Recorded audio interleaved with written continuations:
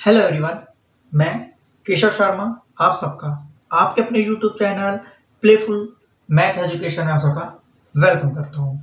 इससे पिछले वाले वीडियो में हम लोगों ने कोऑर्डिनेट ज्योमेट्री का बेसिक स्टडी किया था। हाँ, अब उससे आगे स्टडी करते हैं। हमारे पास टॉपिक का नेम है कि distance between two points, means two points के बीच हमें क्या फाइंड आउट करनी है, डिस्टेंस फाइंड आउट करनी है।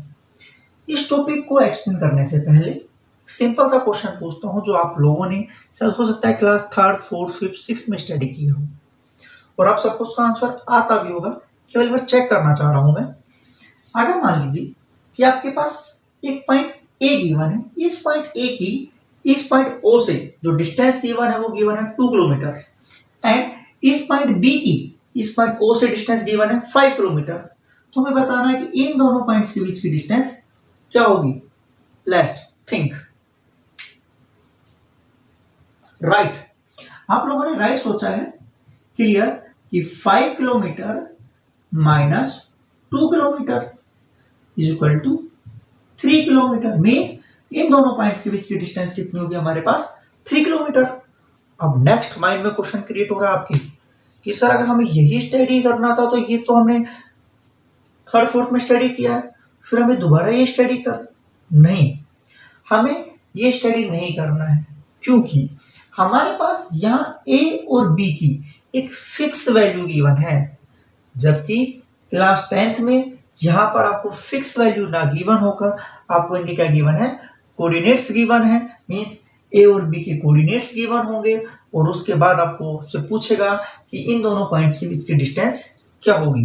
मींस आपको डिस्टेंस फाइंड आउट करनी है, तो इसका मतलब आपको डिस्टेंस फॉर्मूला फाइंड आउट करना है। तो सबसे पहले मैं आपको डिस्टेंस फॉर्मूला का डेरिवेशन एक्सप्लेन करूंगा, देन हम उसके बाद इस फॉर्मूले को सीखने की कोशिश करेंगे, लर्न करने की कोशिश। मैंने मान लिया कि मेरे पास एक पॉइंट है ए, वो एक पॉइंट है मेरे पास क्या, बी, और हमें इन दोनों पॉइंट के बीच की डिस्टेंस फाइंड आउट करनी है। बट ये दोनों पॉइंट हमने ग्राफ पर ड्रॉ किए हुए हैं। मान लीजिए ये तो हमारे पास हो गई एक्स एक्सिस और ये हमारे पास क्या हो गई, वाई एक्सिस।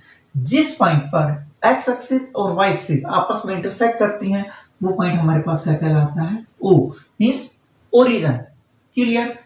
मान लीजिए हमने इस पॉइंट ए से इस एक्स एक्सिस पर एक परपेंडिकुलर ड्रॉ किया और जो परपेंडिकुलर हमने ड्रॉ किया वो परपेंडिकुलर हमने मान लिया क्या है हमारे पास, ए एम। ऐसे ही इस पॉइंट बी से हमने इस एक्स एक्सिस पर एक परपेंडिकुलर ड्रॉ किया और मान लीजिए वो हमारे पास क्या गिवन है, हमारे पास बी एन। क्लियर। अब इस एक्स एक्सिस पर मान लीजिए ये पॉइंट x1 पर लाइक करता है और ये पॉइंट हमारे पास कहां पर लाइक करता है, x2 पर लाइक करता है। ऐसे ही ये पॉइंट ए हमारे पास यहां पर y1 पर लाइक करता है और ये हमारे पास कहां पर लाइक करता है, y2 पर लाइक करता है। क्लियर। तो अगर हमें किसी भी पॉइंट के कोऑर्डिनेट्स लिखने हो तो सबसे पहले हम x कोऑर्डिनेट लिखते हैं, मतलब x1, y1। ऐसे ही इसके लिखेंगे तो हम लिखेंगे क्या, x2, y2। यहां तक आप लोगों को समझ में आ गया होगा। नेक्स्ट, अब हमने इस पॉइंट ए से इस बी एन पर एक परपेंडिकुलर ड्रॉ किया और वो परपेंडिकुलर में ड्रॉ किया क्या, ए सी। क्लियर। अगर हमने परपेंडिकुलर ड्रॉ किया है तो ऑटोमेटिकली हमारे पास क्या हो गया, 90 डिग्री एंगल हो गया। क्लियर। अब इस पॉइंट सी की एग्जैक्ट वैल्यू क्या है हमारे पास, x2, और इस ए की एग्जैक्ट वैल्यू क्या हमारे पास यहाँ पर x1। तो इन दोनों पॉइंट की हमारे पास डिस्टेंस क्या होगी, x2 माइनस x1। ऐसे ही इस पॉइंट सी की, अगर इस पॉइंट ए की वैल्यू यहाँ y1 है तो यहाँ पर भी इसकी वैल्यू भी क्या होगी हमारे पास, y1 होगी। क्लियर। और यहाँ पर बी की वैल्यू क्या हमारे पास, यहाँ इस पॉइंट के लिए y2, तो इन दोनों के बीच की डिस्टेंस क्या होगी हमारे पास, y2 minus y1। Clear. Means AC की वैल्यू क्या होगी हमारे पास, x2 माइनस x1, और हमारे पास BC की वैल्यू होगी हमारे पास y2 माइनस y1। ये एंगल हमारे पास 90 डिग्री है। क्लियर। अगर एक एंगल हमारे पास 90 डिग्री हो तो हमें पता है कि हम कौन सी थ्योरम का यूज करते हैं, please speak. Right, Pythagoras theorem का। किसका यूज करते हैं हम, पाइथागोरस थ्योरम का। और पाइथागोरस थ्योरम होती क्या है, हमें मालूम है कि हाइपोटेनस का square is equal to base का स्क्वायर प्लस परपेंडिकुलर का स्क्वायर। क्लियर। देखिए 90 डिग्री के अपोजिट में जो साइड गिवन होती है वो कहलाती है हमारे पास हाइपोटेनस। तो ये हमारे पास क्या होगी बेस और ये हमारे पास क्या होगी परपेंडिकुलर। हाइपोटेनस की वैल्यू नोट डाउन करते हैं। हाइपोटेनस हमारे पास क्या है A B means A B का square is equal to base हमारे पास क्या है ए सी का स्क्वायर। ओके प्लस हमारे पास परपेंडिकुलर क्या हमारे पास बी सी का स्क्वायर। क्या हमारे पास क्या है बी सी का स्क्वायर। मीन्स अगर मुझे ए बी फाइंड आउट करना हो तो मैं ए बी फाइंड आउट करूंगा A C square plus B C square. Clear.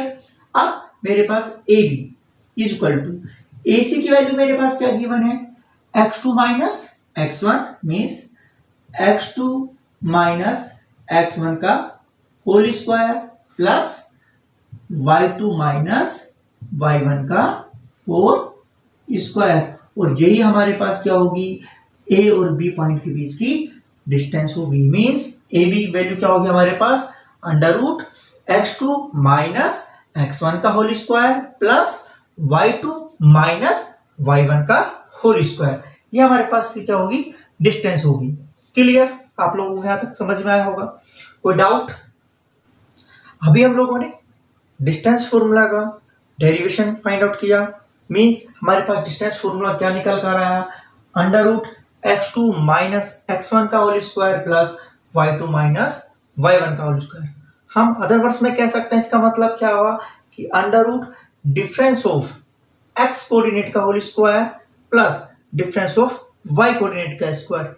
या फिर उसको ये भी कह सकते हैं क्या under root x1 minus x2 का whole square plus y1 minus y2 का होल स्क्वायर। आप लोगों को देखने में लग रहा होगा कि ये सारे सेम है बट ये थोड़ा डिफरेंट है। यहां पर x2 लिखा हुआ था यहां पर x1 लिखा हुआ है। ये समझ नहीं आया सर। यहां पर x2 लिख दिया फिर यहां पर x1 लिख दिया। पहले x2 माइनस x1 कर दिया अब x1 माइनस x2 कर दिया।